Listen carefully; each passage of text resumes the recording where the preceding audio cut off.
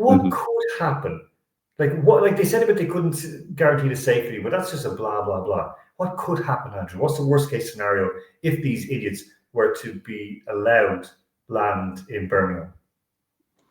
Well, the worst case scenario, and I hate to say this, is the people could travel from further afield than just Birmingham. As you mentioned, Birmingham is a working class city. It's an industrial city, and the people are, well, as you've mentioned, as many cities in England are, is an extremely multicultural city. So I cannot speak for every single person from Birmingham or Manchester or London, but Birmingham itself, I enjoy the city. It has a nice atmosphere, but we've seen what the British public, whether you agree with them or not, is not actually relevant to this.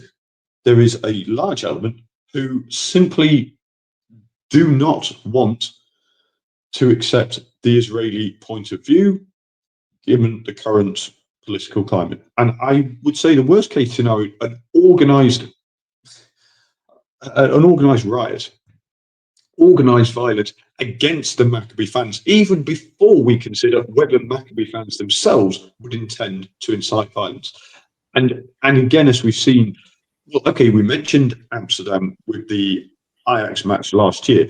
Even more recently, a good friend of mine, Uri Levy, who reports on the Israeli national team, he travelled around, he was talking about in Oslo, there were protests organised against the Israeli team. Now, he said the safety was well controlled at the time, but Norway, like Amsterdam has allowed hundreds of protests, organised, controlled protests for and against the war in Gaza right now.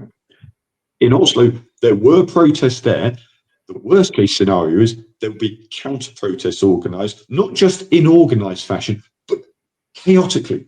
Anywhere, people hunting around to find Maccabi fans hunting around for a scrap, because whether the violence technically goes in their favour or not in that moment, whether they beat people up or are beaten up, either way, it supports what they might be trying to do, which is build up a picture. Look at the anti-Semitism. Whether they instigated or not is not the problem. What they want is evidence to show it. And so does the other side.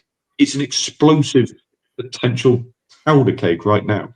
We've seen hundreds of thousands of people on the streets in London alone following very nationalistic views. Well, can you control that? Can police control it? Can anybody control that?